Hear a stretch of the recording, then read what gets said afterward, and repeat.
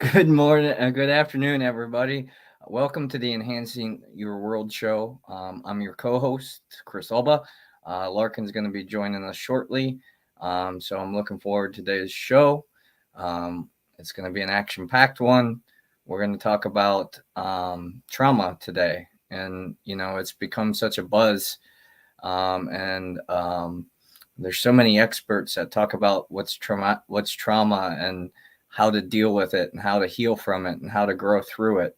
And we're going to be providing some awareness from our points of view of, you know, um, being able to grow through the challenges of life. What is trauma? What is a challenging experience? What's abuse? We're going to cover these topics today. So, pretty wild one, and everybody's got their points of view, and everybody has their perspectives. I myself would never consider myself an expert on most subjects, even though I've been working, you know, um, within these realms of mental and emotional and behaviors of humanity for over 20 plus years, working as a coach, guide, healer, and working through my own stuff. And that's the only thing that I could truly say as far as what am I an expert of, and it's my own experience, because it's the only thing that I can both internally be aware of, as well as reflect that externally based on the teachings of others. And I think uh um, trauma is a challenging thing. There's different types of trauma and different things, and I'm sure we've all had some form of experience that created an instant loss, a traumatic loss, a loss of a loved one, loss of an identity, loss of possessions, things like that. Something that we sometimes feel like it happened to us rather than for us. And, when we can use the power of our intellect, use the power of our minds, to question with curiosity our experiences that have happened up to this point, and learn how to alchemize those things by identifying what we can do about it.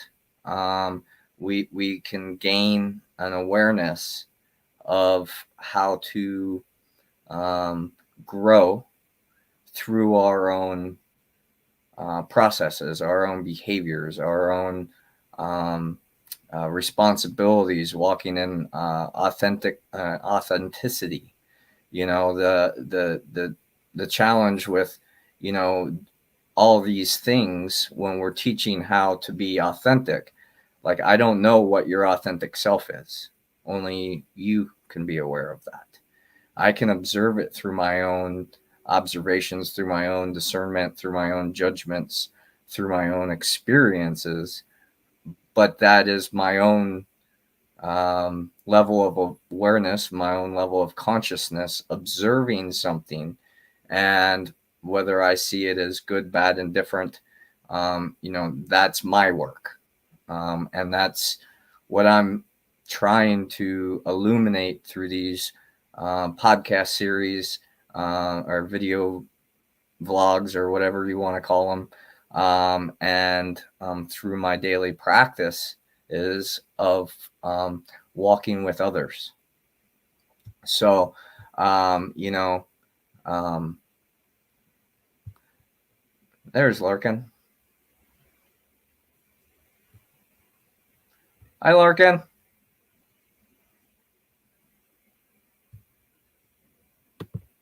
There we go. Can you hear me? There it is. Great, There great. we are. All right, I'll be on camera in a few minutes. Oh my God. I need a computer person.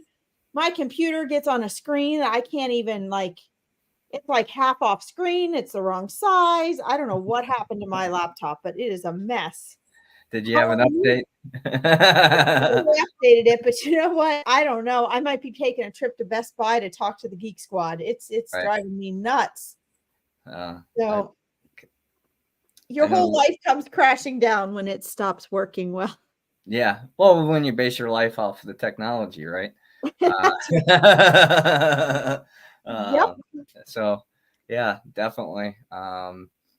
And definitely something to think about. I'm doing well. Thanks for asking. I've just been chatting for a few minutes on the concept of what trauma is from my perspective or my awareness, and how to um, use what questions to identify, you know, what happened and what we can do about it, and how to be about it. So, or grow through it. So that's basically all I've really shared today. Just kind of catch you up.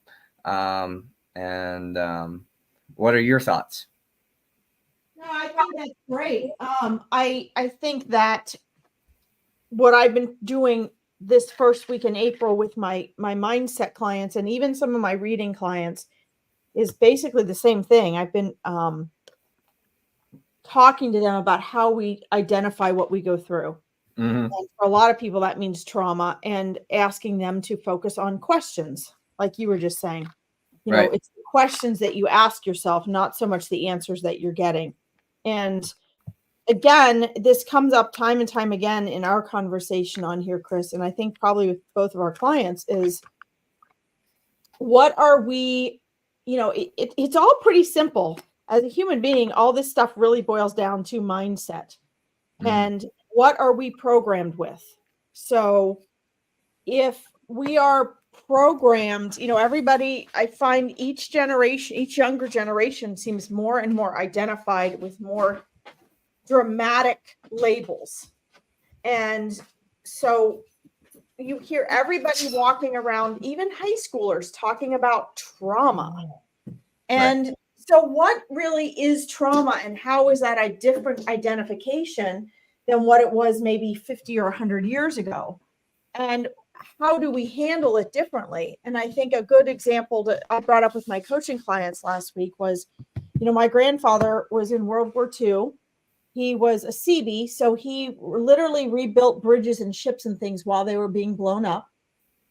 He was, he dealt with everything from prisoners of war to, having enemy soldiers hold guns at his face. And, he was a good-hearted person, but what trauma did that leave him with?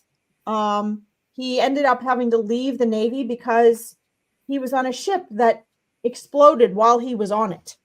And Wow. one of his friends and colleagues literally fell from the top deck, landed on him, dead. His dead body landed on him, and the ship was exploding under him. So he had a metal rod, I believe it was, go all the way up through his leg. He was pinned to the ship. And this is how, this was his, last day on duty, basically. Okay. The man came home. He raised 2 boys. He held a job. He had a happy, healthy marriage. He had a very, very full and happy life. Now, what he went through in private, I don't know. I know he always got up at 5 a.m. But that was kind of how they were raised to be anyway. Mm-hmm. So, you never heard him. He was never on anti-anxiety meds. He never went out through therapy or counseling. He didn't go into any healing modalities. He came home and went about his life. Right. So this is not me putting down people that are having a greater trauma response, but I want to put some things into perspective. How we are raised and how we are taught to handle ourselves in difficult times, and what we are taught is life, and that we just have to keep moving on and do the best we can and focus on serving others, is very different than a world that we're in today, that literally before you're the age of 6, you're taught that perhaps you're having a trauma response, go hide in your room, get on technology, you don't have to go to school or work today because you're having a hard time. And what I want to kind of share here is that I feel like our world today has it all backwards. We think by saying it's okay, you're having a hard day, you don't have to go to school, why don't you just stay home and take care of yourself? That what we're doing is we're helping that person or that child. Right. But it seems as though, hi, Mark Thomas. I think what's important is to realize that we really have it ass backwards. Right. When we teach our children, when we teach people in our society how to collect ourselves and handle ourselves and move forward, instead of, sitting around and feeling sorry for ourselves or stepping out of our lives because we're going through trauma, we're actually helping and empowering that person. And we've been doing the opposite, because my grandfather died at 95. He wasn't poor and on the street and divorced and depressed and whatever. He was he lived a full and happy and successful life, Right. despite what he went through. And yet I have had clients who were in the military. Maybe they went overseas, but they never even saw action. And mind you, guys, I'm not putting anybody down here. I just want us to put things into perspective. These are, I had a couple guys who went overseas who never saw action. They were never off base camp. They were never in what they would title, personal one-on-one danger. Yeah, they were in a bomb zone. But I mean, I'm just saying, like, they were leaving the military early because they couldn't handle it. Right. They came home and were on tons of medications. They couldn't hold a job. They were depressed, and really nothing had actually happened to them. So I'm inviting and asking you guys to take a look at, in your life, what do you identify as trauma? What is it really? And, really put into perspective. Maybe you have to strip things down and say, because you don't want what you're identifying as trauma to completely stop your life.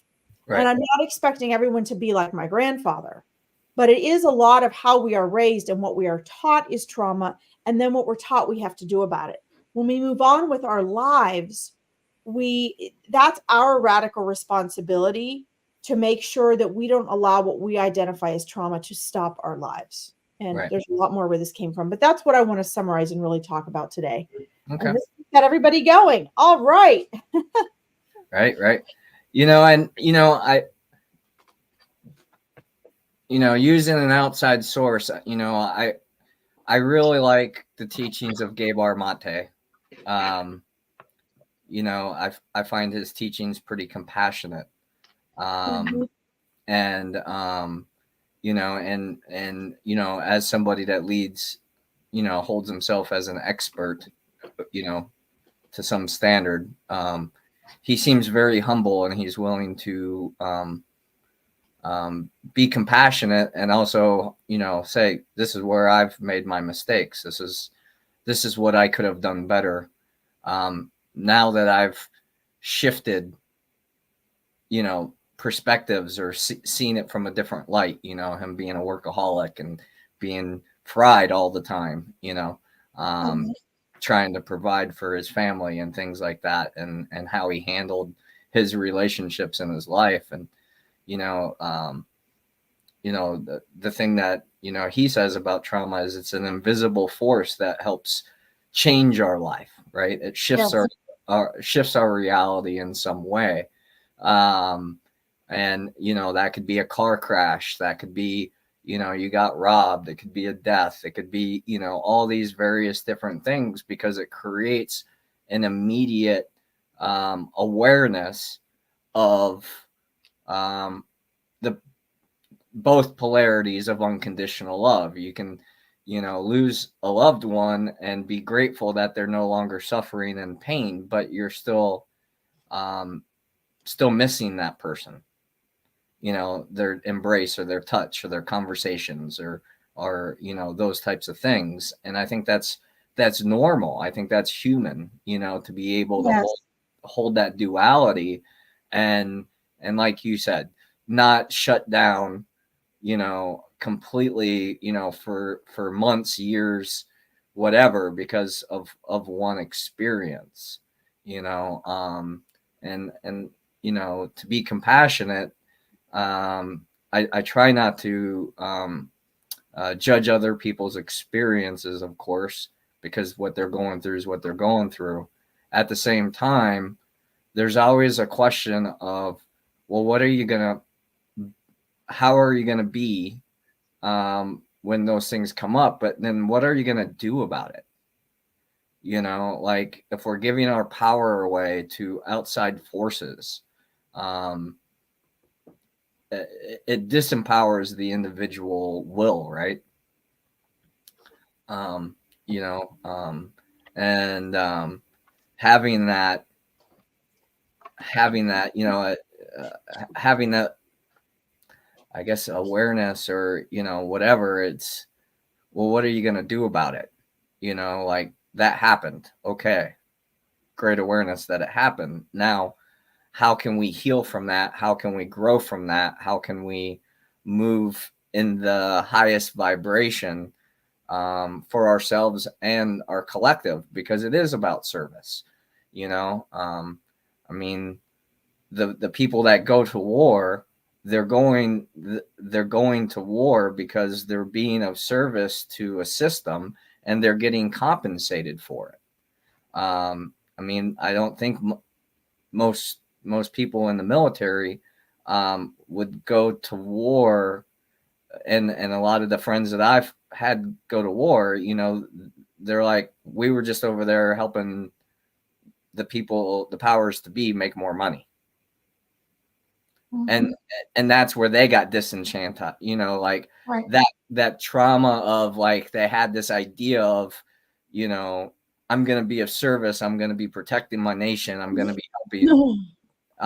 And then they find out a new reality of, like, oh, wait, this is really about some kind of level of control, right, of the people. That in itself could be traumatic, right? Because it shocks you through feeling like you've been lied to or betrayed. And then, they do get home, and then they feel abandoned, by the very establishment that they were a part of.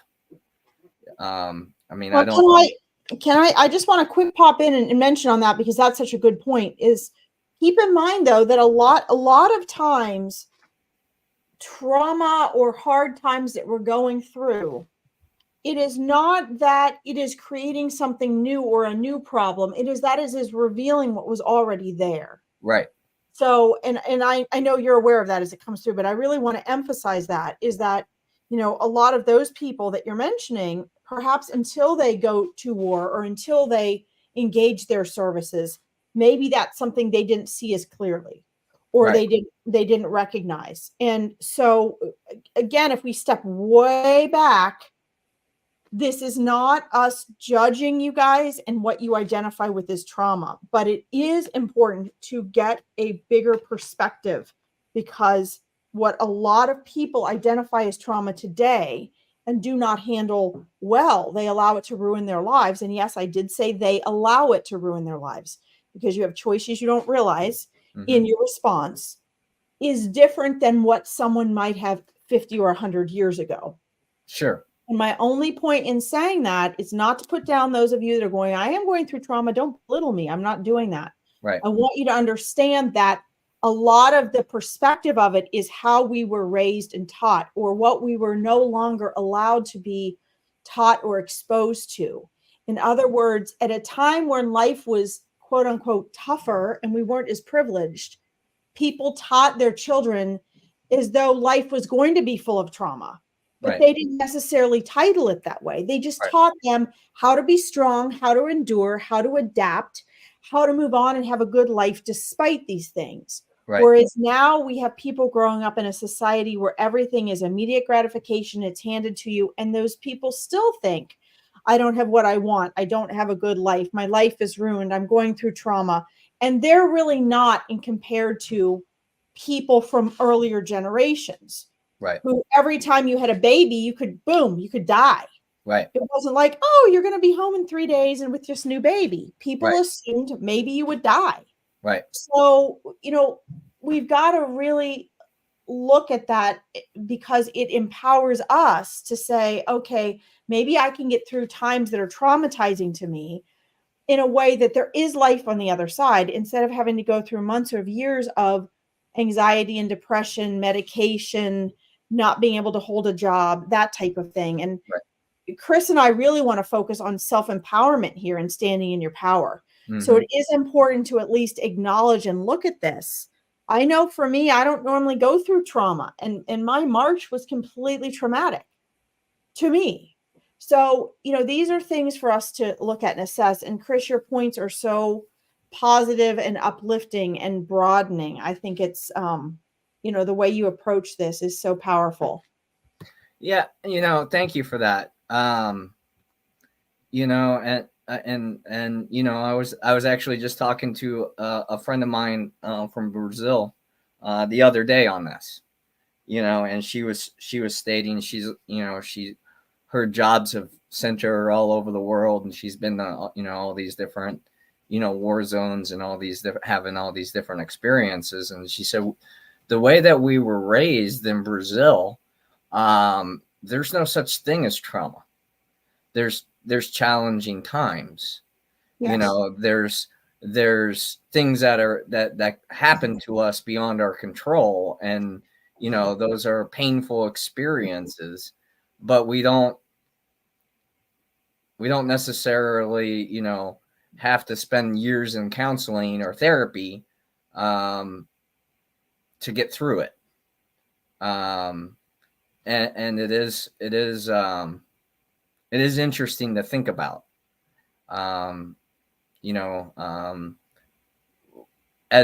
you said, looking at societal standards, it's like, how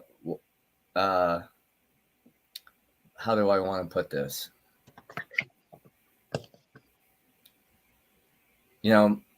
Our generation,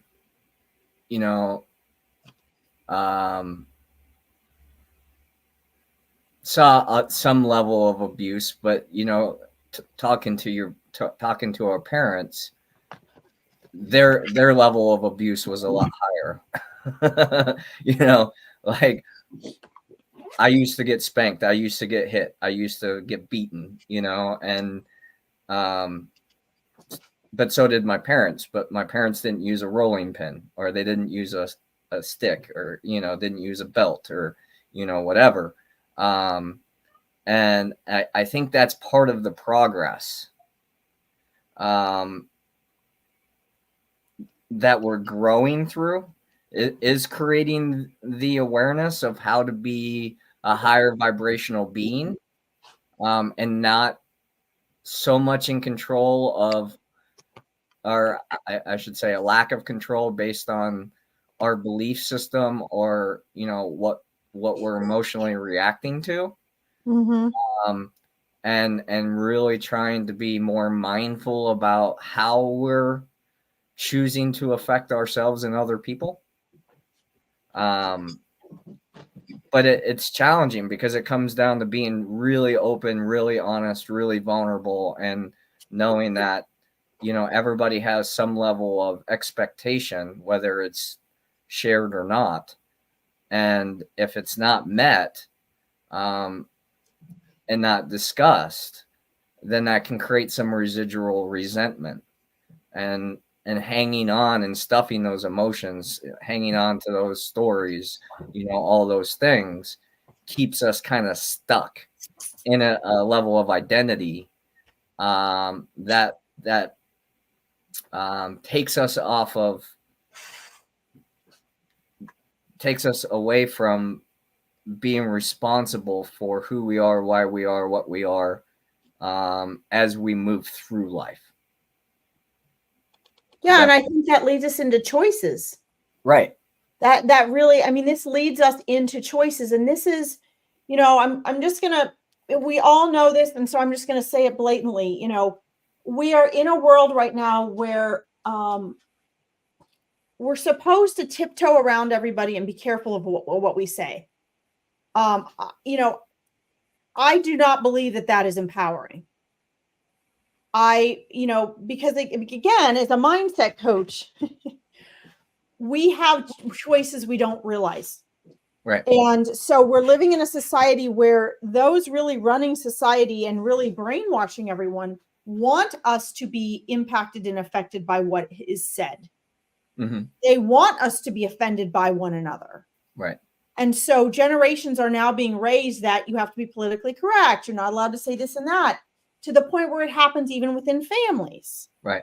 You can't, and the truth is, I mean, can you guys see that as that's happening, it's imprisoning you even more in your mind? It's imprisoning your level of freedom in relationships. It's imprisoning what you're allowed to do at work. I'm not saying it should all be a free for all and everybody can be a nasty shit. But the truth of the matter is you cannot control everyone.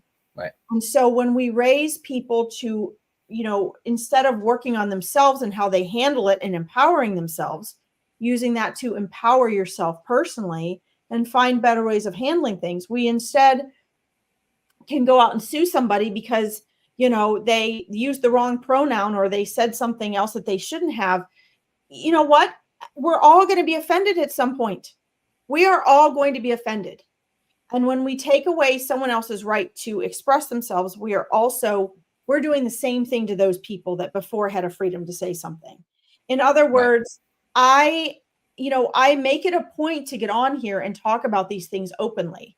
And if it offends people, I'm not sorry. They can go somewhere else. I'm not trying to be rude and have a nasty attitude. I want people to be empowered and to be aware. Right. And if we cannot discuss these things and we cannot simply, all we're doing here, all I'm doing is saying, take a look at what you identify as trauma. I'm not telling you you don't have trauma. I'm not going against what your therapist has told you, which a lot of them now are identifying things as trauma that they should not be, because even the Psychological Association of the United States has really been, the American Psychological Association, I believe personally they've been bought off. Right. Because now there's not, they're not, instead of helping people work through trauma, a lot of my psychology colleagues are switching their profession because they're not actually allowed to help people.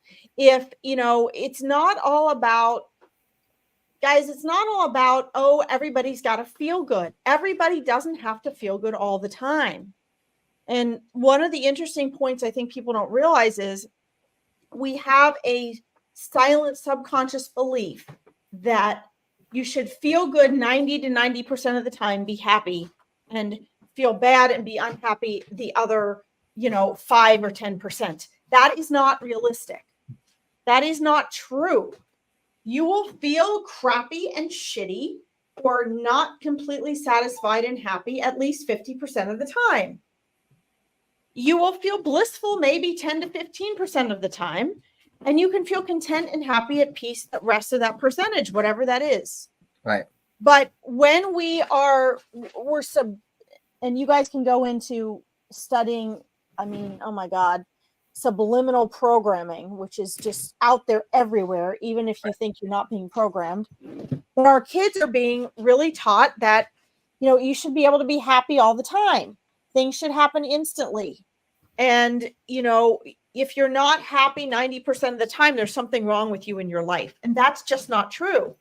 And then they think they're in trauma all the time. Well, I want to bring this back around and say, is that how you want to live? Right. Because this is where people tend to get angry. They don't want to hear they have choices when they're comfortable in a victim comfort zone. Right. And what I want to tell you guys is you have a choice. You may not have choices by what you went through and the physiological trauma that you're experiencing, but you have a choice as to what to do with that and how to help your mind and body respond to that in the amount of time it's going to take you with a certain level of suffering. Right. That's very different than me saying you haven't had any trauma and get over it. That's not what I'm saying. Right. I think as adults, since we weren't taught as kids, we now have to work through it and relearn. That's why my clients usually end up working with me at least 2 or 3 years. It is a process. If you did not learn it as a child, how to handle trauma or stop misidentifying things as trauma that really aren't, how to learn to process it in a way that allows you to be functional and happy. And that's at least my priority here today, Chris, is to let people know they have this empowered option. Hi, Natalie. Welcome. Well, and also, you know, like in cognitive behavior therapy, right? We talk about, you know, what we have control over and what we take responsibility for. And our feelings are our feelings. We have control over that by the way we practice our thoughts, right? And our behaviors. How someone else's thinks and feels is their stuff.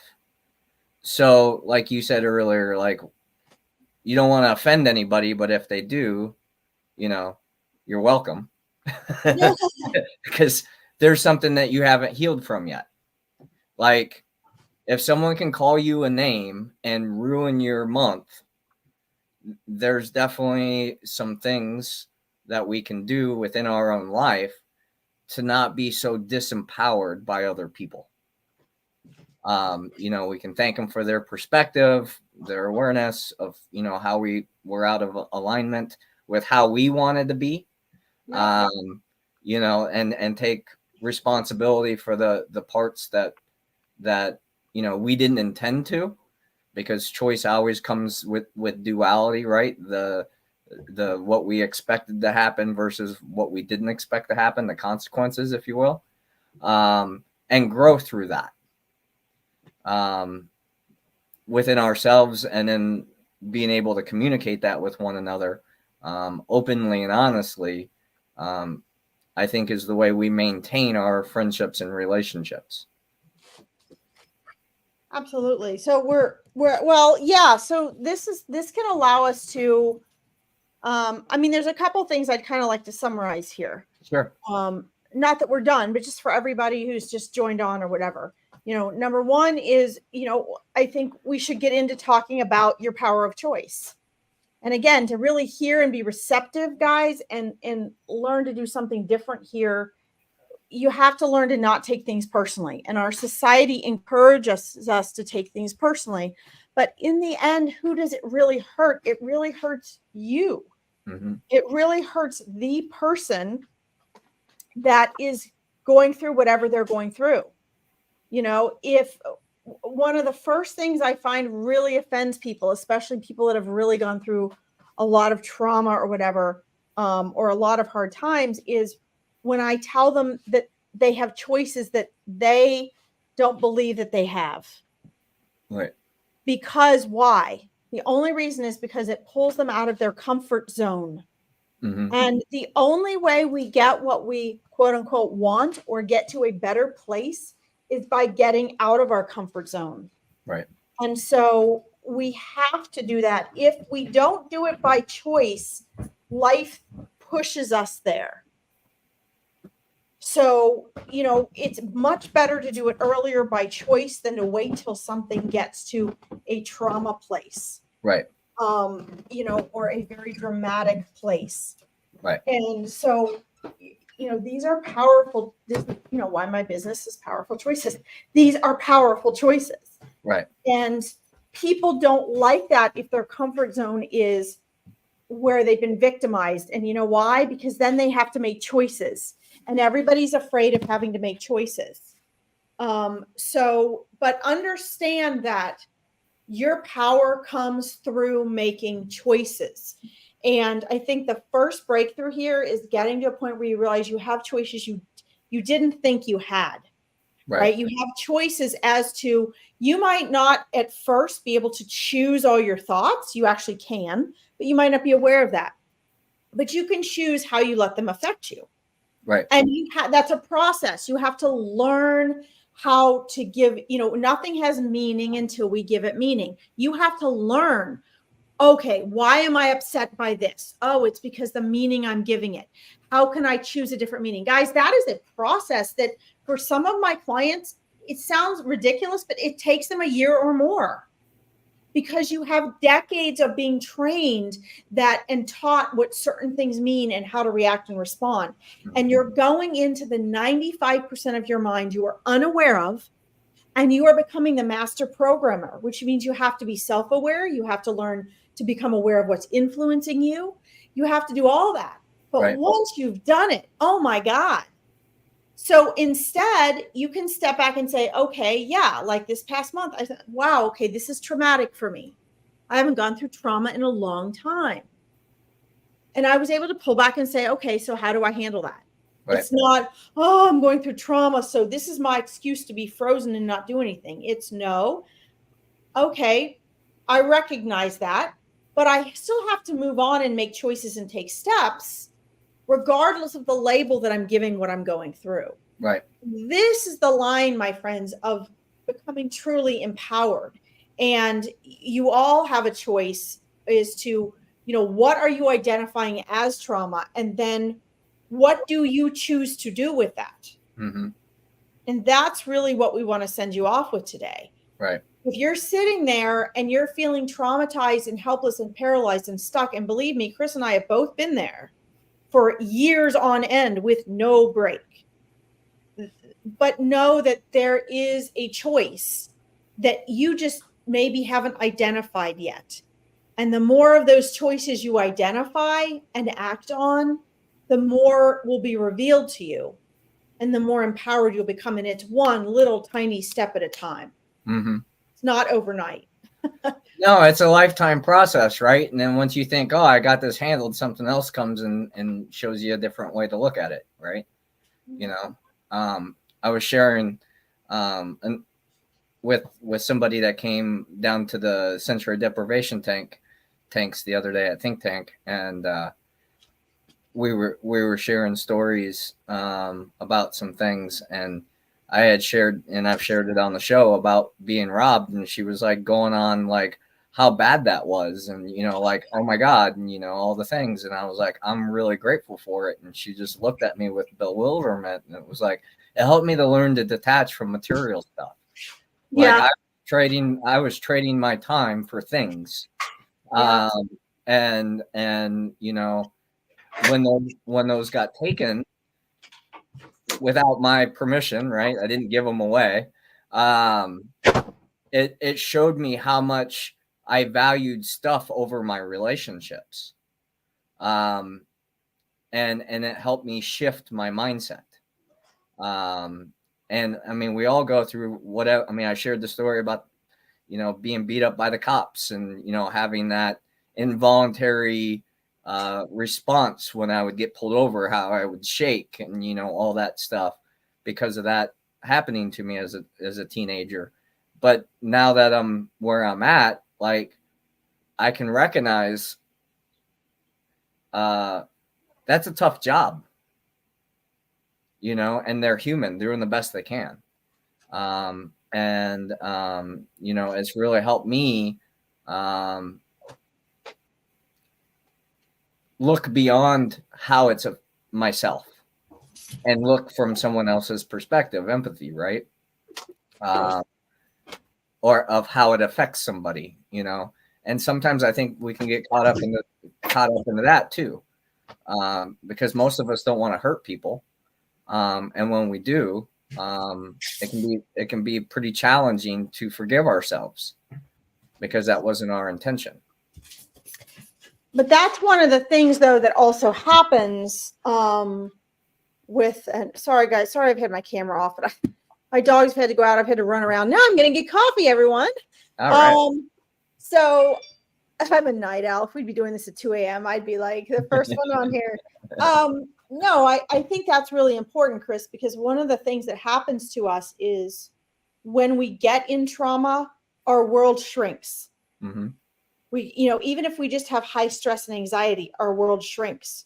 And so your perspective, you start to get blinders on, right? Think about it. All the people you may be talking to or having fun with or had plans with or were helping, that all falls almost into the blurry wayside.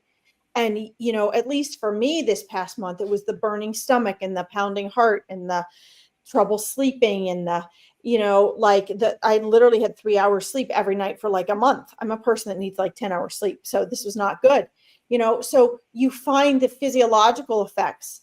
And so you get in survival mode. Mm-hmm. So it's very hard to focus on others when you're doing that. And then you're like, oh, okay, I'm back in the world now. Mm-hmm. But so that's another reason to identify, like, what do you identify with trauma and how do you handle it? Right. And really, maybe a lot of that was maybe you were too stretched too thin in the first place. Right. But when we're coming out of that and we're healing, that's when I find it's also very comforting to, and this is not a new concept, guys, of when you're having a hard time focusing on others. I just think there's a level at which we can do that and a level at which we're in survival mode. Mm-hmm. So if you have, let's say, normal anxiety, whatever that is, if you're worried about things about yourself or you're unhappy with life, getting out there and serving others, making that your focus, if you're not in like total survival mode, that's really, really powerful.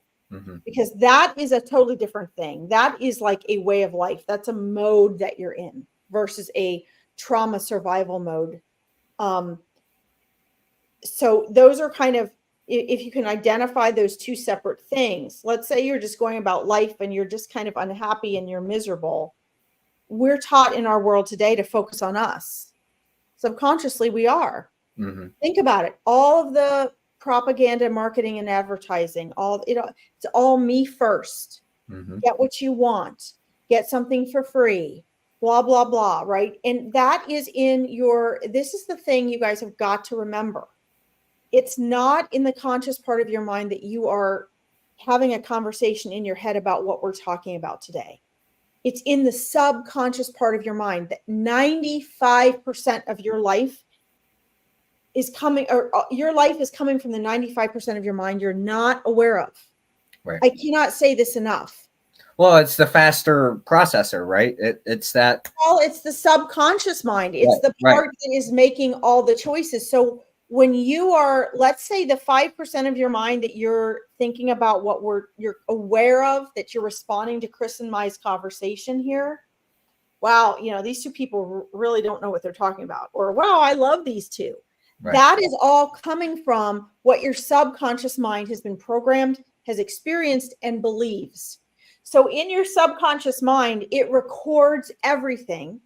It mulls it around with what you believe, and it spits it back out through your subconscious. Thank you guys for your feedback, by the way. We are seeing your comments. The participation means everything, right? Because this is for you guys. But you've got to keep that in mind. That's one of the first things my clients have to focus on. Like, if you're not aware, if you're running on just what you think your conscious thoughts are thinking, you're going to be way off base, because you're going to say, well, every New Year's, this is my goal. And by March, I've failed every year. Well, you know why? Because your subconscious mind has something completely different in mind than what your 5% of your conscious mind says. So what Chris and I are trying to help you guys with here is digging into and pulling up that 95%. That's ultimately what we're doing. Right. And this is why when we say it takes our coaching clients a year or 2 or 3, depending on where they start out, this is why. It is a process. So, you have to start with where you are right now. And then there has to be a realistic idea with realistic goals and understanding it's day by day. And then all of a sudden, one day you look back and you're like, oh my God, 6 months ago or a year ago, this would have affected me that much. Right. Or I would have really struggled with that. Or I couldn't have told that person no, and I just told him no. Right. And it pays off, doesn't it, Chris? It really pays off. Yeah. Yeah. I mean, and it's a practice, right? I mean, they say that we can reprogram our subconscious mind with 21 days of effort, right? Or, practice. However, if you're not aware of what you have to let go of and what you have to and what to replace it with, like, it's nearly impossible. Right. Yeah. And when we're creating all these stories of, well, this happened to me when I was 2, and this happened to me when I was 5, and this, like, to be aware of that is good, but then to hold anger and resentment and other disempowering thoughts and emotions about it, is what limits us from our potentiality, or I think a lot of people want to go into business for themselves because they think, oh my God, I'm going to have all this level of freedom. And when you start out as self-employed, you realize like how challenging it actually is.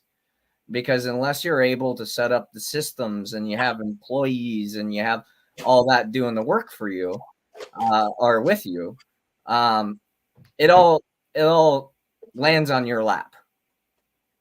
Right. Yeah, you have to have more self-control. Right. You have to have, better time management. You have to be willing to be that person and hi, Anne Swantek, welcome. I'm glad you identify with the power of saying no, Mark. These things are important because all the things like that maybe you had trouble with a regular job, you're going to have 10 times as much issues with working for yourself. You still have to show up. You still have to do your taxes. You still have to handle the money. Only the difference is if somebody's pissed, they're either coming to you or the person you hired. Right. If, you're responsible for getting back to everyone. So there's a different level of pressure and self-control there. So I think I don't really like the word realistic, but I have found lately that there are really important places for that.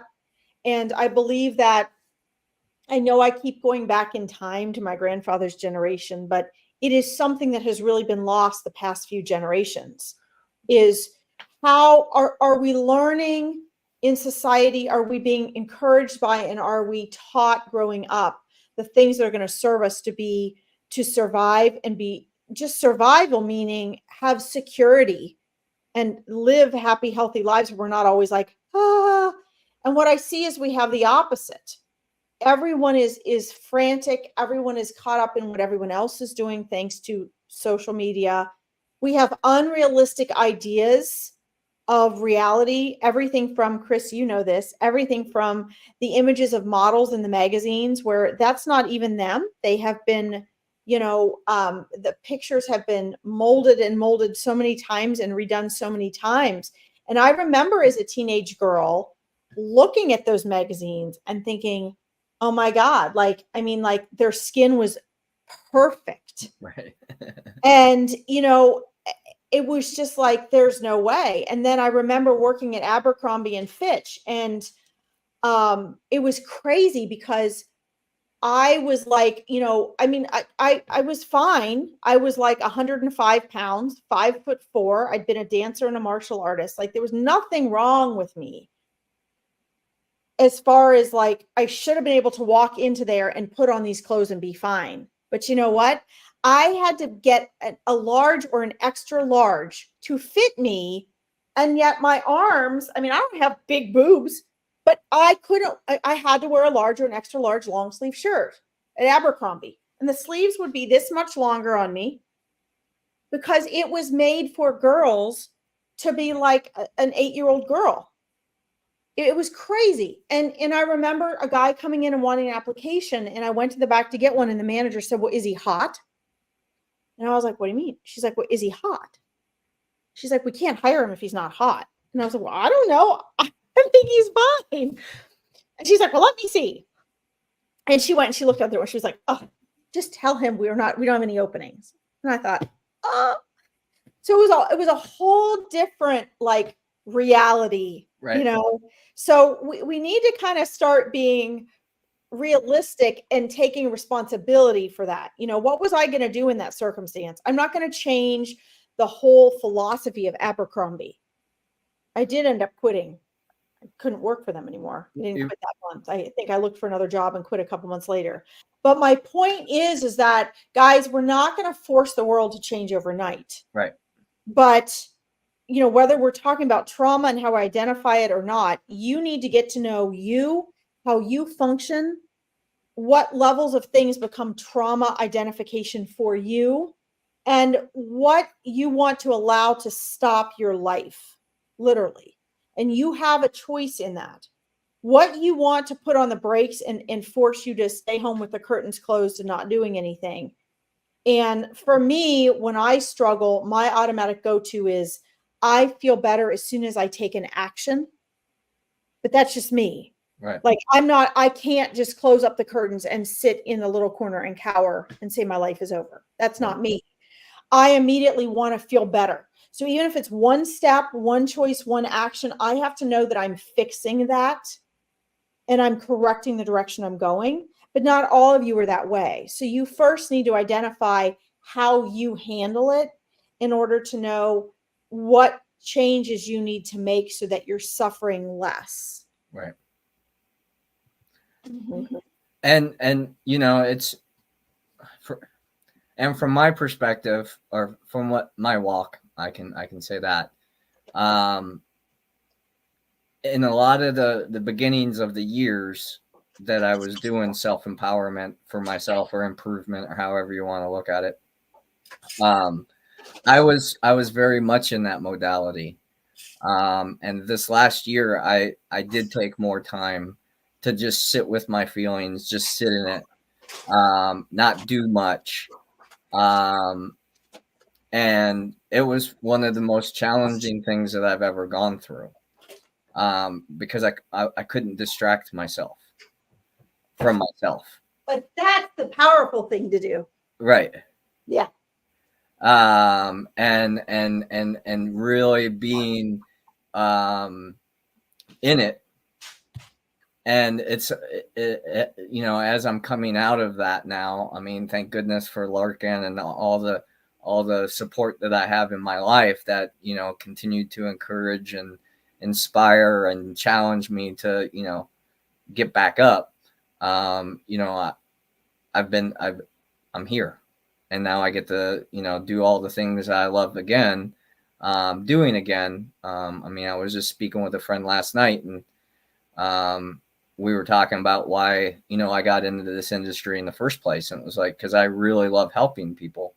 But I also have to make sure I'm taking care of myself as well. And in my previous life, I wasn't always doing that. I was putting other people's needs, or really wants, above myself. And that brought a level of subconscious suffering, because when things didn't work out, I got blamed for it. And it was like, well, but my intention was to help.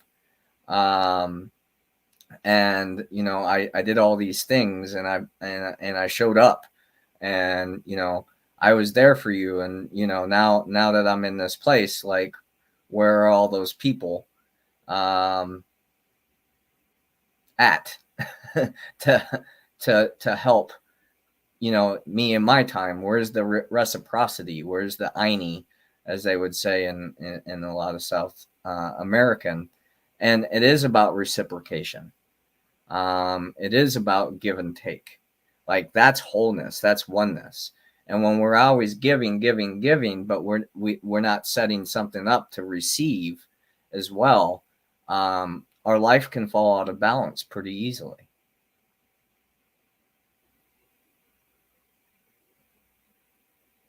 Right?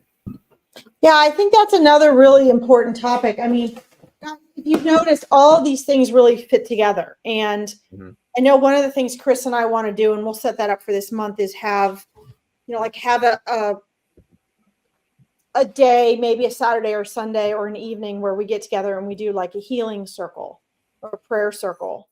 And, you know, it's important to look at, no matter what it is you're going through, there's the personal internal aspect, and then there's the part in which you interact with the world, who you go to for help and support, you know, who you're surrounding yourself with. I don't want us to hang up here today without mentioning, you know, you are literally the top 5 people you spend time with. Right. So if you have, you know, it's not so much, we're all going to go through trauma. The question is, does your life have a pattern of trauma or disasters or whatever it is that you're struggling with? it's the patterns, because our whole life is habits and repetition. Our whole life becomes a pattern. And we're always creating outcomes that we don't realize through our own habits and repetition. Mhm. And so, it may be that even if you're involved in things that maybe it's not your fault that they happen, but you keep ending up having those situations, level of trauma happen. Who do you hang out with? Do you surround yourself with people that are constantly living a life of trauma and survival? Or are you a person that, it hits you every once in a while? I mean, it hits us all at some point. Mm-hmm. But if you find that you're surrounded by people who are constantly in survival mode, that is going to come back around at you. So it is very important, even if it's hard to say no and to, reach out, that if you're really ready for a shift and a change, that you look at what are you surrounding yourself in? What are you participating in your life that is playing into the frequency and vibration? Because let's not forget, guys, quantum physics. I mean, all the psychic medium stuff I do, people don't realize it's quantum physics. Mm-hmm. Everything's energy. Your thoughts are energy. Your feelings are energy. This isn't ooga booga stuff. Science and spirituality are not mutually exclusive. So what frequency are you existing at every day? And part of that, Chris, I think this is a big pitfall. Part of that is Chris was talking about, like, supporting other people and giving energy to other people and all that. Are you one of those people that's using your empathic abilities and your compassion to just always be around people that are in a constant phase of need and trauma and disaster, and it makes you feel good about yourself to be there and help them and support them? But the real question is, are you enabling them? Are you letting yourself being sucked down? Right. Because you feel like you're helping them, or are you really helping them? Because like for a lot of people, I'm too blatant about what I say. I don't sugarcoat my stuff. I used to. Inside, I'm all warm and fuzzy and a total empath. But I have learned that, it attracts different people and different clients. I want the clients that are going to step up for themselves, find their own strength, kick themselves in the ass, and make a difference. And if I sit here and I say, "Oh, I'm so sorry, that hurts. How can I help you?" and that's all I do, that's the mode they're already in. That's where they're going to stay. Right. And so you guys need to ask yourself too, like, where are you? This might take you a while to identify, but where are you really helping? And where are you just in a codependent holding pattern with people whose way of life is to always be unhappy and struggle and suffer?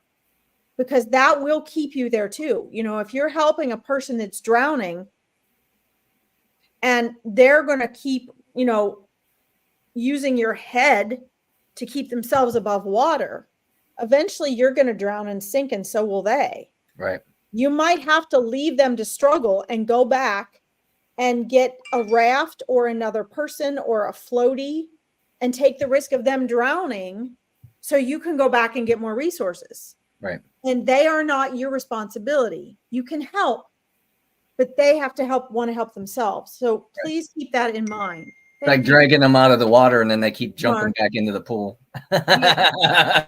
No, that's right. That's exactly right. I know, Anne says a lot of times I feel stuck and I have to say to myself, why am I stuck? Yes, that is, ask the questions. Anne, Chris and I talked about that in the beginning before you got on. Like, the question, I don't know who said this initially. This is over a decade ago. I heard this. Some great teacher was saying this, and it's important. The questions you ask are more important than the answers that you're seeking. Mm-hmm. What are you asking? Are you saying, why does this always happen to me? Why do people treat me this way? That's a victim question. This is something in coaching that Chris and I work on that people have to learn. But if you're taught to ask that, and it's been okay to ask that, and you've gotten attention or temporary comfort from asking that, that's what you're going to ask. Instead, ask, yes, what you just said here, Anne, why Not why am I stuck? And you need to ask, why do I feel stuck? Or think I'm stuck. Yes. Why do I think I'm stuck? Why do I believe I'm stuck? What is belief? Belief is repeated thought. So if you're constantly thinking, I'm stuck, I'm stuck, I'm stuck, I'm stuck, that's a victim place. You feel helpless. It's okay to feel stuck, but understand that feeling stuck doesn't mean you're stuck. I tell friends and family members all the time, I'm saying to them constantly, I acknowledge your feelings. It's okay to feel that way. Mm-hmm. But that doesn't mean it's the ultimate reality. It's your personal emotional reality to feel stuck. But does that dictate the truth? No. Doesn't mean you are stuck. It just means you feel stuck. Right. And that is like so powerful. Well, and knowing that we get stuck because there's some kind of uncertainty that we're Thanks, Mark.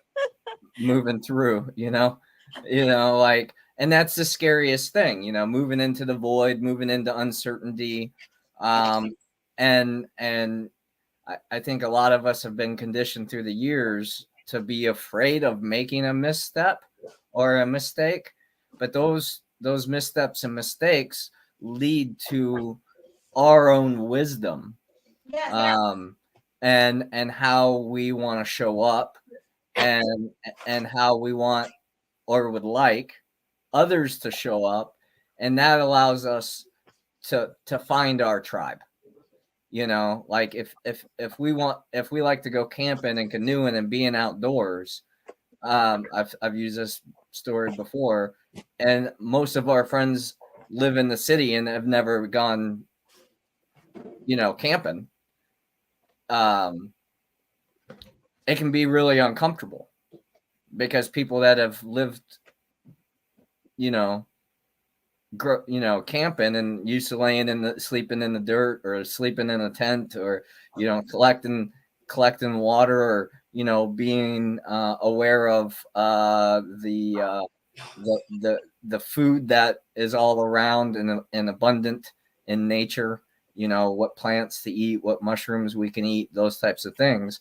We can be in that challenging climate or that area and thrive in that, where somebody that hasn't taken the time to learn those things or experience those things won't have that same ability. And so it's about, like, finding that balance and that homeostasis of saying, I don't want somebody that's going to go camping with me that's going to freak out over every bug, or, like, that's no fun. I hear you. Oh my God, I hear you. Or, they see a snake and they freak out, and it's like, that, just don't go mess with it, and it probably won't mess with you. It's good that you saw it and not stepped on it, because if you step on it, it's probably going to bite you. Like, but you're in their habitat too, and you just share space. Like, you'll hold space for it, and okay, appreciate that you're there. You just stay over there, and everything's gonna be be fine. And it's being able to recognize that within ourselves, and being able to observe that in others, to know how to hold that space. If someone's never done it before and they want to do it, you can kind of share with them some tips or some insights, or some things, but at the same time, you're not responsible for their comfort, mentally and emotionally.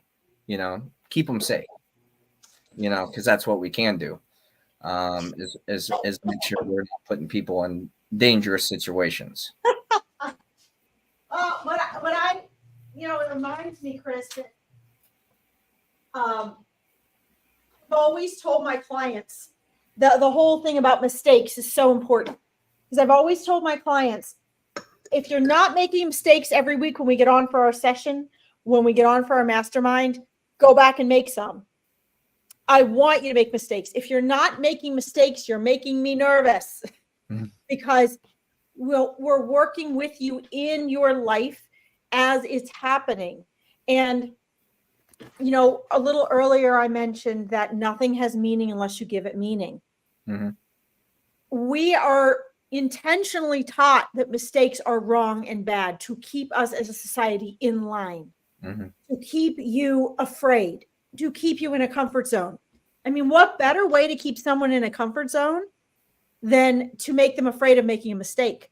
Right. F it up, my friends. Screw it up. Make as many mistakes as possible, please, because success comes through making mistakes. I'm going to be total devil's advocate here. Why are we so obsessed with getting everything right and creating success, but we don't want to make mistakes? This is totally backwards of all the greatest minds that ever lived. Right. I mean, the greatest minds that ever lived knew and understood, hey, it's okay to make a mistake. They didn't have heartbreak over it.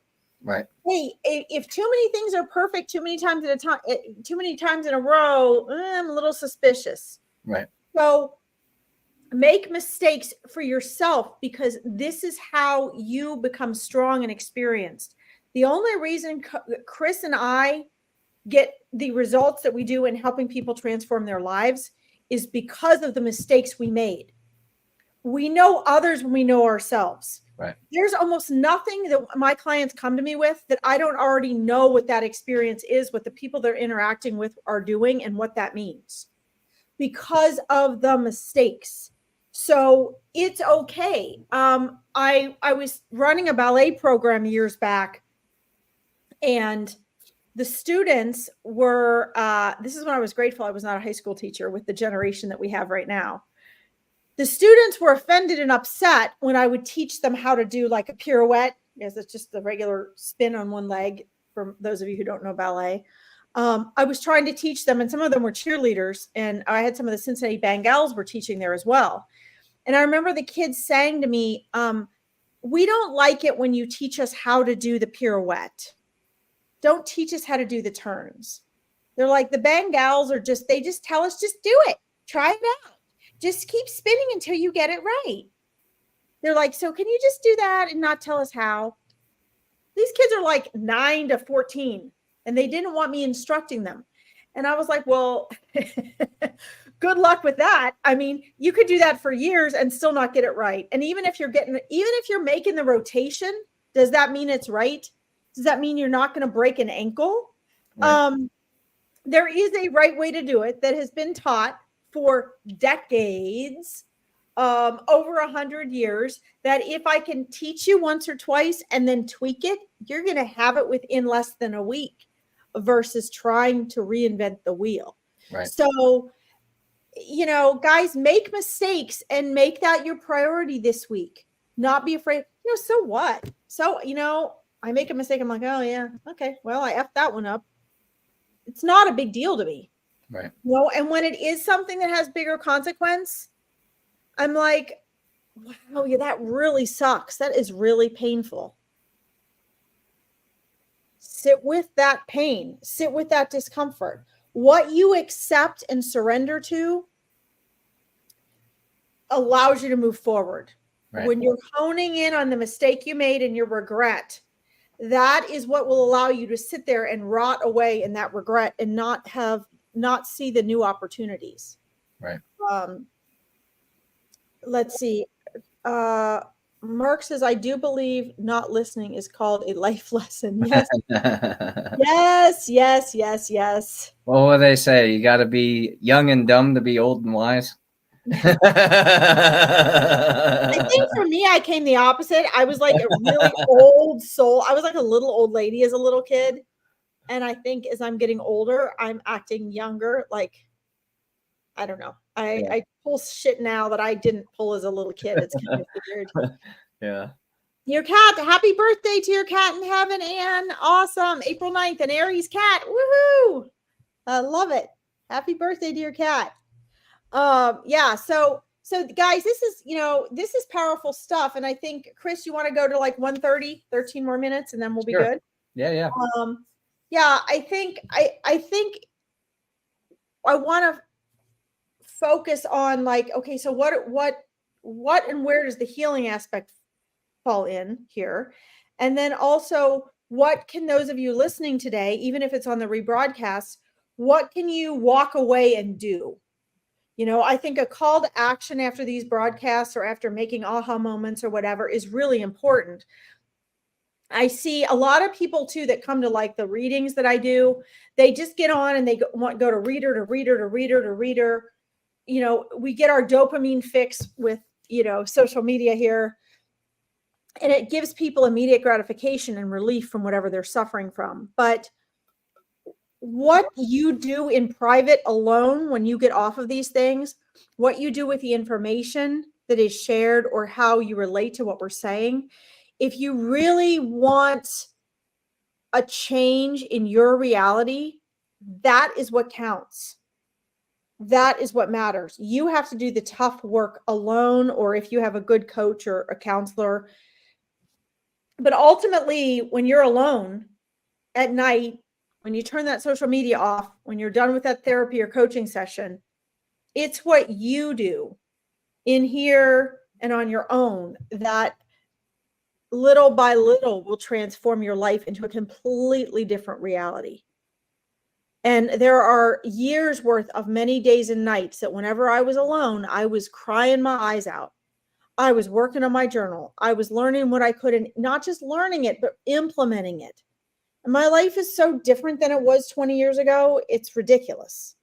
But if I had not done that work and been motivated enough to do it, motivation doesn't last, guys. I mean, that, like I said, that's just my nature. That's why my way of healing my pain and discomfort.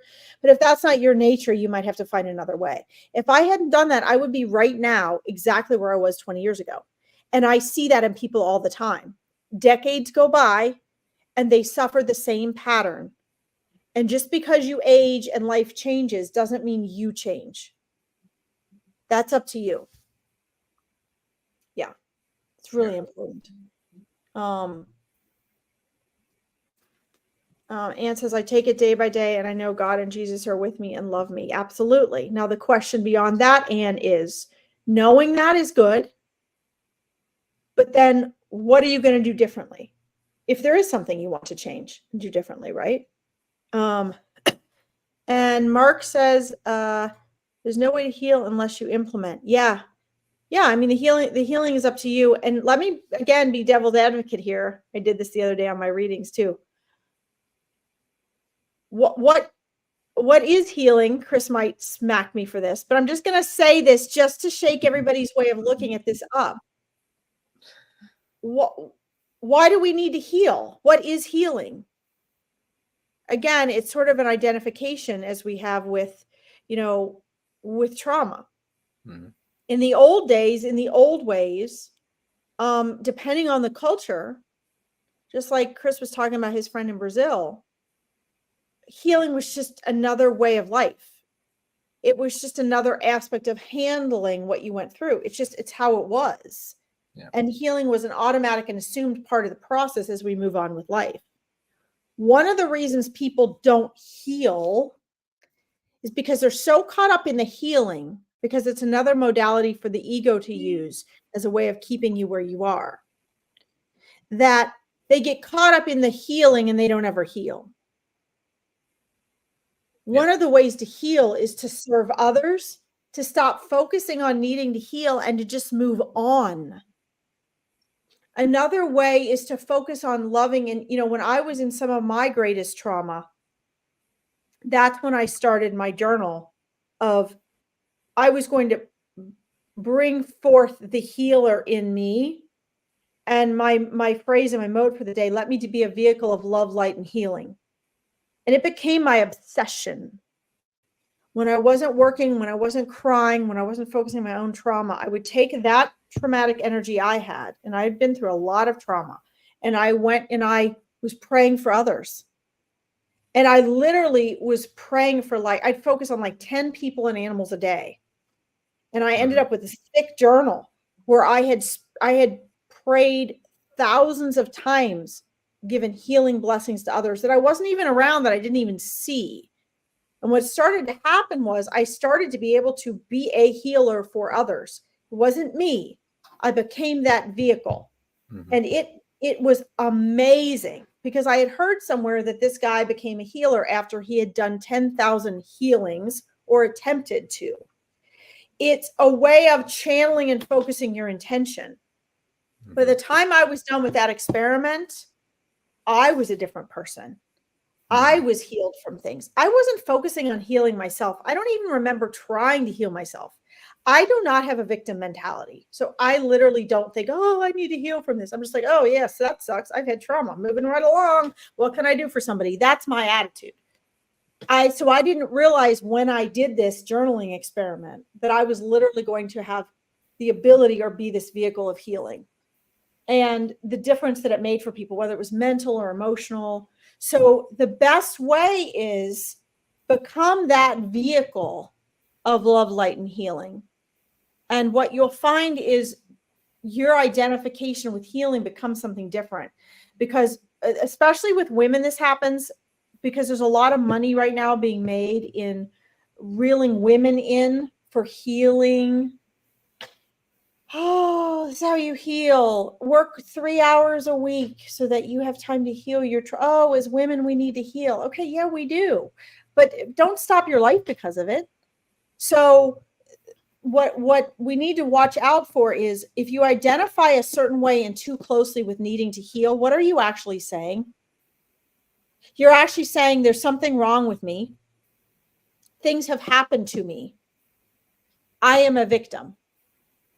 So now Chris might have a different way that he's already worked with identifying that as something different for people. But in general, when people come and they're like, oh, I need healing, what they're really believing subconsciously is there's something wrong with me.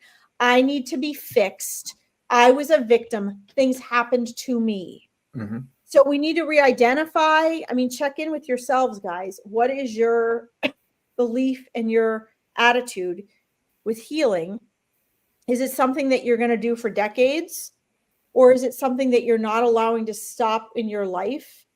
You know, can you sit down and cry for half an hour and nurture and take care of yourself and then move on? Or does it make you dysfunctional? And I'm not putting anybody's way down.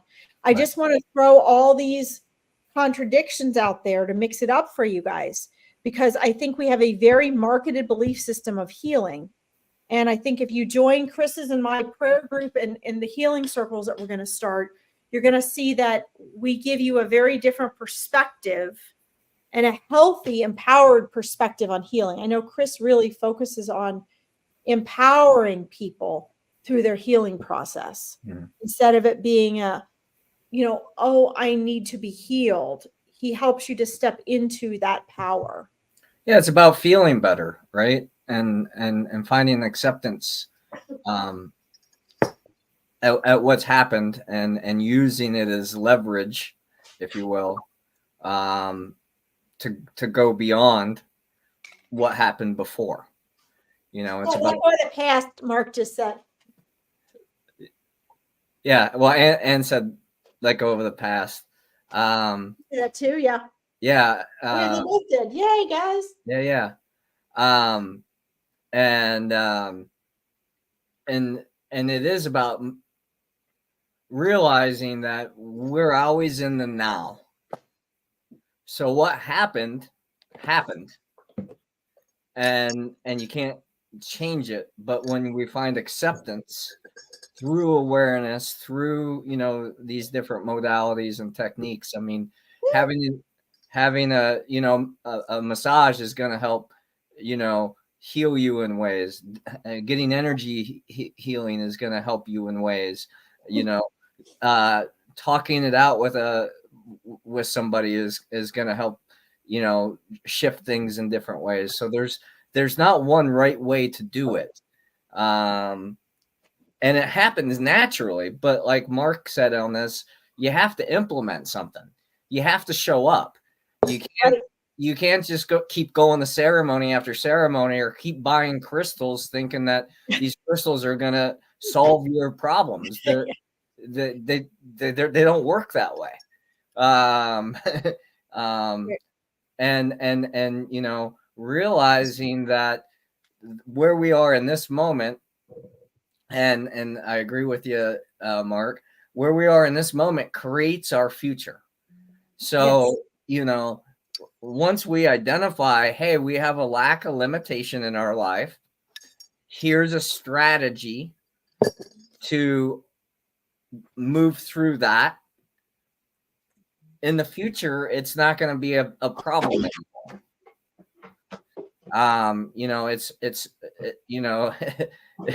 We're multidimensional beings. We're supposed to have multidimensional emotions. We're supposed to have multidimensional thoughts, on the spectrum, however you want to quantify it. That is oneness. That is wholeness. And what keeps us disempowered, what keeps us in victim mentality, what keeps us in lack and, all that is saying that wasn't supposed to happen. Well, if it wasn't supposed to happen, it wouldn't have. Now that it did, what are you going to do about it? How are you going to be about it? Are you going to learn your lessons? If people are the pattern of people use you and abuse you, and you just continue to allow it, not stand up for yourself, not hold people accountable for what they said they were going to do, whatever it might be. Every circumstance is unique.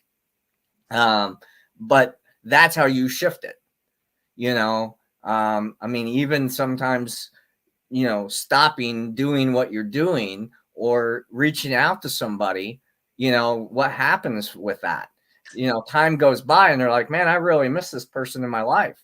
They were taking you for granted because you were so consistent in their life. They didn't realize the value and the energy that you were helping them through in their life with, and by pulling yourself out of that circumstance for a little bit, they have the opportunity to see your value, to see your worth, and appreciate when you are there.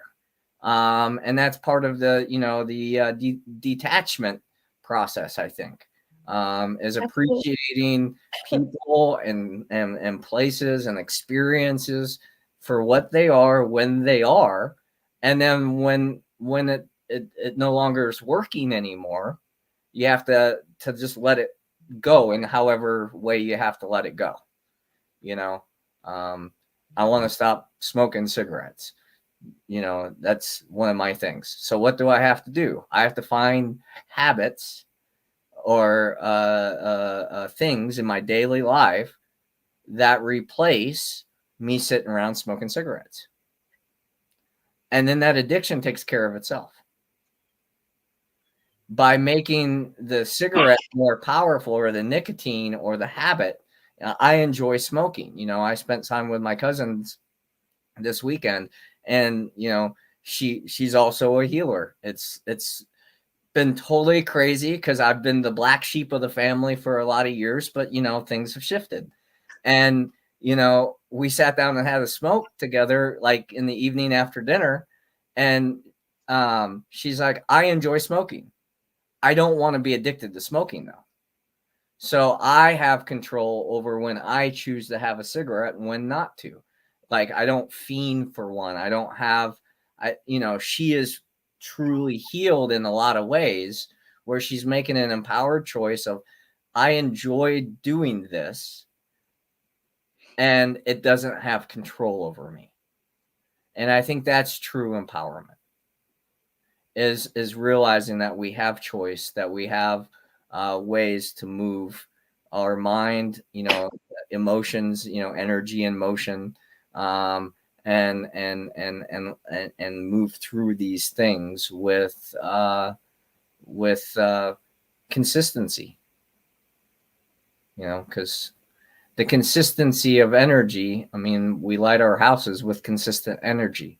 If energy wasn't coming to our house consistently, we would have blackouts or brownouts or whatever. It has to be a consistent flow. And that's part of our presence as being a human being, is being consistent with ourselves, for ourselves, and the well-being of other people and the planet. Because we can't forget the planet. Because I think the purpose here on life is to be caregivers to our environment, to our nature, to our planet, because in 7 generations, no one's going to remember who I am. And that's okay. But the effect that I had here while I was living here could residually affect 7 generations from now. Absolutely. I think there's so much, Chris, in what you just shared that I could literally go on for like 8 hours, because it's important. I mean, what Chris and I, it's like, and you can feel the passion in our voices, because what we're sharing is backed by decades of experience and coaching. I mean, I've been coaching for almost 20 years now. And whatever it is we've learned that we're sharing, and memories of clients and people that have worked through these things. And so on these podcasts, we're really only giving you little tiny summaries of things, right? And it's like, like I see Mark says here, what's your intent to move forward or stay in the swamp? Yes, intention is important. That's something we all talk about in coaching and get into in depth. That is important.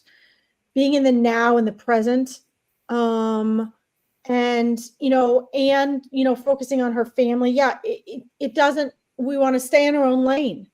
It doesn't matter what family does. You're not going to change your whole family, but you can change yourself and your perspectives and the way you handle things to a point where it doesn't matter. You can still even spend time with family. Right. I mean, I'm not very affected by the people I surround myself with or I walk into in an environment, because I know myself and I'm in my center. So it really doesn't matter who they are or what they do. I can still be happy and at peace and content and even enjoy them. But that is coming from a very empowered place. And that was not always the case. There's a lot of work that goes into that. So, in summary, as Chris is talking about the now, that's really, I mean, I focus on that a lot. This is why all my clients have to read Eckhart Tolle. Healing doesn't actually have to happen, because you really are you're already perfect as a being, as a non-physical being that can permeate through into your physical self. The only thing that ever blocks that and gets in the way of that is your ego, is your mind. So really, healing is simply a level of awareness and getting free of the mind, Right. Because it then affects the body. But that's kind of, I mean, that sounds like, what, to people that don't know what I'm talking about here. But that's essentially what it is. Right. I don't remember her name. I can never say it. If you look at Eckhart Tolle's wife, she became a student of his years ago. But she was diagnosed with, I mean, she had like 5 or 6 psychological disorders. She was schizophrenic. She had severe manic depression. She had, what was she? She was, I don't know if she had borderline personality disorder. She had all sorts, I mean, serious things that you just don't ever recover from. And she became one of his students when he was still doing like small, intense groups. She took herself, I mean, she's off all of her medication. She's fine. She's a spiritual teacher now. She has been for over a decade. Right. Because she learned the power of now. And when you do that, you exit from you stop being ruled by your mind and you start using your mind as a tool. Because all psychological and emotional disorders and issues come from the egoic mind. Mm-hmm. So when I'm doing my coaching with my clients, that is always the pathway.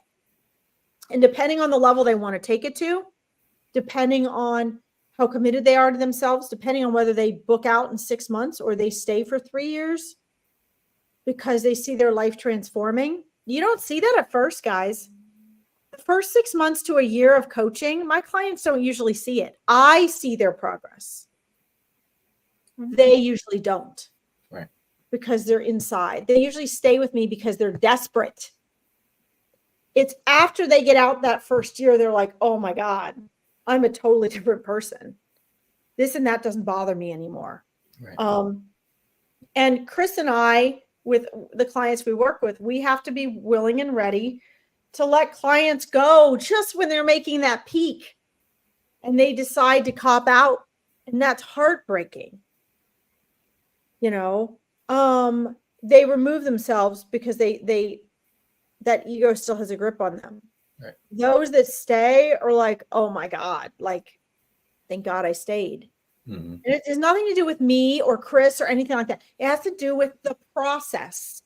And most coaching programs don't take you through that process. Most therapy and counseling programs don't. Right. They pull you in, they try to get your money, and they teach you a carbon copy process. It's not how it works. It has to be your process from the inside out. Mm-hmm. So, yes, healing actually comes from learning to be present. That's what it actually comes from. Mm-hmm. And so, you know, take that with a grain of salt. Go get yourself the Power of Now or Stillness Speaks book. You know, it doesn't matter where you start, but you have to start from where you are right now. Mm-hmm. And you have to accept where you are now. And from there on, guys, anything is possible for you. Right. And yes, you have to train. And so Anne says you got to train your mind to heal. Yes and no. That's what you're thinking right now. But what it really is you, as the observer behind your thoughts, have to learn to be aware that all of your life experiences are just being filtered through your mind. And you have to learn to be aware of your mind and your thoughts, number one. Number two, harness the power of your mind as a tool. Learn to use your mind as a tool. And then you can get your mind to work for you. But without those first steps, without acknowledging, yes, my thoughts are a choice. Yes, my emotions are the mind and the body, and learning what that means. Without being able to do that, you got to start with awareness. I mean, there is a process to it. And you have to learn to be the observer behind your thoughts, not your thoughts. And everything. And what? Not being attached to them. Just because you have a thought doesn't mean you have to react or, you know, identify with it. And that helps that. And then Chris was talking about story earlier. So this takes you to a level of freedom where you can become unattached to your story. And believe me, everything is attachment to your story. Your whole identity is attached. You know, your identity is a story, which is why every time we get out of our comfort zone, we have to let go of an old version of us and our place in the world. And this is the pain. When we lose someone and we're mourning someone, this is what we're mourning, is a death of an aspect of our own identity. That's what we're really mourning. But that's a whole nother deep conversation. And here's the irony I want to leave you guys with, at least from what I'm sharing today. The irony is, guys, healing, we think healing is healing from what has happened to us and what we're going through. That's not what healing is. Healing is actually the healing of, this is why you never really need to heal. Healing is actually getting over the story that shifted who you identify that you are. So every time something happens you think you have to heal from, it has been part of your identity dying. All that ever needs to heal is your ego. So when we talk about healing, it's just our ego saying, oh, I've been hurt, I've been damaged, I need to heal from this. Yeah, that's all ego. You know why? Because the true you, the observer behind your thoughts that actually is meant to be in charge of your mind, can never be hurt. It is eternally perfect. Nothing can ever happen to you. Something can only happen to your body and your ego. Right. And your body is the physical manifested aspect of your ego. So just keep that in mind when we're talking about healing. What we're really looking for is a satisfaction to our ego. It's just that it feels like pain. It feels worse because it's ego identified. We're not actually ever wounded. So it's easy for me to say, if you guys don't actually know firsthand what we're talking about, that might seem a little, but just understand that in an infinity of dots, we know less than one dot. Right. And that's Chris and I included. So you are, whatever doesn't make sense to you today, or you don't like the sound of, it's because it's unfamiliar and it's new.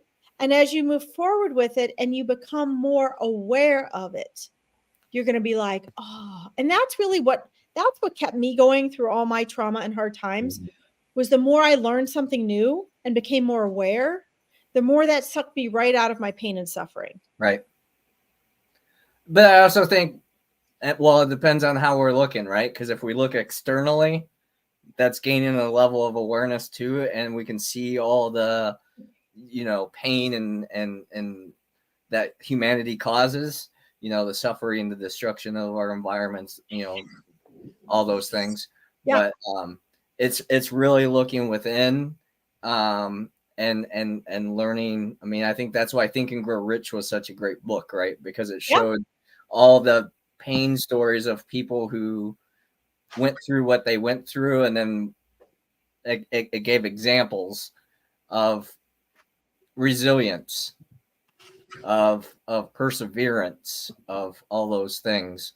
And so we could keep those in our mind as we're going through our own experiences of like, I don't want to stop 5 feet from hitting the gold mine, the gold vein, in the one story. So, Larkin's walking away. Right, about ready to. I love the fact that we've. All right, I was trying to find where my husband went, guys. I'm sorry, I was so distracted on here. You want to wrap up? Yeah, and I want to. Because I mean, I love this. Getting a chance to chat with you again. It's been. Well, we have a lot more that we're going to be doing. I had to move 4 horses, guys, quickly. It is not cheap. It is not stressful. They're all traumatized. It is not easy to find a place where you can put 4 horses that is acceptable, or nice. It's hard. It's hard work. But one of the things I want to share and invite with you guys too is, what I find when I do readings is that almost everyone that comes and wants or needs a reading, what they really need is mindset work. I went from making over $100,000 a month to making almost nothing, because I did not agree with the coaching industry and all the things I had learned and taught, even though what I was teaching was authentic. Chris and I both try to make things so affordable, and we do so much free stuff. We still need to put food on our table and take care of the charity things and that we do, that we have promised. And so unfortunately, we do have to charge for things. And I don't have a problem with that, honestly, because everything is an energy exchange. And I do find that the people I give things away to for free end up not committing to themselves, not following through. There really is something to people having to pay and invest in themselves. The money has to go somewhere. That energy has to go somewhere. So both Chris and I have free things and then different levels of things in which you guys can engage in. If you want to do things more deeply, or maybe you don't even want to work with us, there's someone else you want to work with that is going to work with you on mindset stuff on a consistent, because your life is habits and repetition, on a consistent basis. That means working with you in your life as shit hits the fan, helping you work through that process. That's how my clients have gotten success. We work through it when shit is hitting the fan in their lives, not as something separate that they have to replicate, but while it's happening. This is really important. And if you guys can find someone, us or someone else to work with, that will help you do that. Because when you walk back out in the world, you're sucked back into the old ways of doing things, the way everybody else did things, the way you're used to doing things. If you have like a mastermind group or something like that, that you can come back to every week, ask questions, get support with, be around other people going through the same stuff, it will make the world of difference in your life. So, I always want to invite people to do that. it is very important, and it's important that you guys walk off with those call to actions, both from us and for yourself. So I want to thank you all for tuning in, and thank Chris. We will be posting the things we're going to have coming up. Please don't forget to subscribe to our YouTube page and invite people. We're going to have some fun things where if you guys bring people to join us, you know, you can, I don't know, we'll have a raffle or something fun to thank you all for doing that. Chris, what else? What else do you have to share? Anything else fun to leave them with? Oh man, so many good things that we've already shared, and I know we could go on for another 10 hours. Hey, I got the strongest coffee mixed with mushroom coffee and a Coke here. Yeah, I'm ready to go. Yeah. I had some coffee before getting on, and now I'm working on my water that could keep it in check, so I don't dehydrate myself. But no, I think this is it, and I challenge in so many ways people to really look at where they've gone in their life, and what they continue to project onto themselves and other people that keep them in the repetitive pain stories, and to when you feel like you're stuck, or the repetitive thoughts, or all those ruminations and whatever, to seek outside influence. So it's not just you banging your head up against the wall going, well, one day I'm going to stop doing this. Having an outside perspective, having somebody ask you the question, like, why are you continuing to do this, and actually having to get honest with not only yourself but somebody else to kind of hold you accountable, is good healing. And so it is challenging, Larkin, to call, for me to call myself a healer, because I just hold space.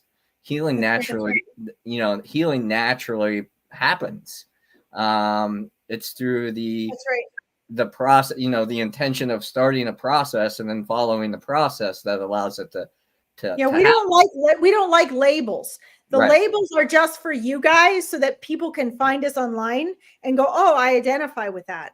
But once you guys get in with us, like, it's beyond the labels. Right. And that's where real work happens. Yeah. I mean, if we were born in Japan, the labels we'd use are completely different. But the frequency, the energy behind the label is part of the communication as well. So don't get so caught up on the label, like this means this. Yeah. I mean, that keeps us divided. The reason what I believe we're all moving away from organized religions, and creating more of spiritual practices, is the fact that we don't live in a bubble. Right. And we need to be adaptable. And I think that's where spirituality can come into play, as long as we're not too identified in our spiritual path or our spiritual walk of this is, because that will create stagnation as well. Yeah, we have enough to use it to validate and verify what you're doing, but not enough that it is, like Chris said, that you're getting caught up in the label. That's what's really, really important. I mean, for me, I use a lot of these things as ways of verifying or validating, because as a human being, we have to use words. We have to use labels and titles to understand. When I'm doing a reading, unfortunately, what's really coming through is beyond words. And what I'm being shown, even when I have to describe a necklace or a dress or how the spirit that's coming into me is looking, it feels so insignificant compared to what I'm experiencing. But we have to, because we have to be able to connect with other human beings. Right. So, I think what would be great for Chris and I is we start putting together some events and things is, because we want to put together some things too, where we can do some things that are very affordable to everybody, but you guys can come and really learn something, whether it's in person or online. Share in the comments, like, Yeah, I would like a whole workshop on this or on that, because we're going to be putting things together, books, curriculum, events, things like that. And that way it can serve you guys. And we're trying to do it at a really authentic level.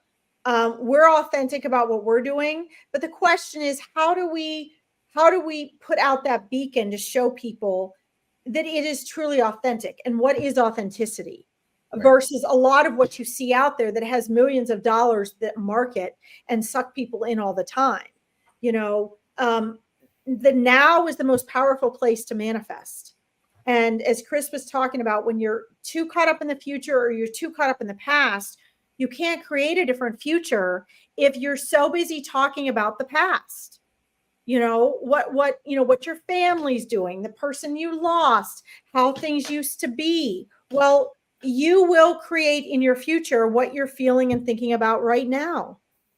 So if you, in 30 years, you can be just as miserable about your past if you don't get out of the past, right. So there's a zillion things that we could talk about, but the bottom line is it comes down to learning to be present, learning to be aware of your mind, remembering who you are, and learning how to step into your power. And I could label those, I could have titled them 4 different things, but that's the bottom line. So, it's about practicing those simple principles, and we want to simplify it for you. We don't want to make it more complicated, but do share with us in the comments what you guys would love to see or have us do workshops and seminars on, or even shows. Yeah. Shows. And things to talk about, because or books or t-shirts or anything. Yeah. Anything that would help and support you. Yeah, right. Ceremonies or, whatever. Just make sure it's fun for us. Yeah. Well, we get to do what we love to do. So it's like, woo, even better. So thanks so much, Larkin. Thank you, everybody that's tuned in today.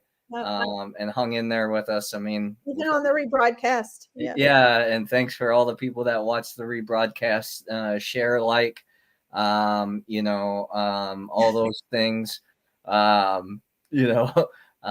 it helps us, it helps us help other people as well. And that's part of the energy exchange, right? Like, you and I can't market and share all this stuff proficiently. It takes community to do that. The more we participate together, the greater our results together. It's the law of large numbers. Yeah. Yeah, that's how we enhance the world, guys. It starts with you. It starts with you and not trying to make everybody else do what we think they should. It starts with how you transform yourself and the space that you end up holding for others. Mm-hmm. That's how you do it. So, and as the Maharishi has said, 100 empowered people that are standing in their power, that are conscious, is more powerful than 10,000 who are not. All we need is 100 people. Right. Time. So, all right, guys. Thank you, Chris. Thanks for being patient with me. And of course. Thank you for the practice. Love you, everybody. Much love and gratitude. And we'll see you next week. All right. See you next week. Bye, guys.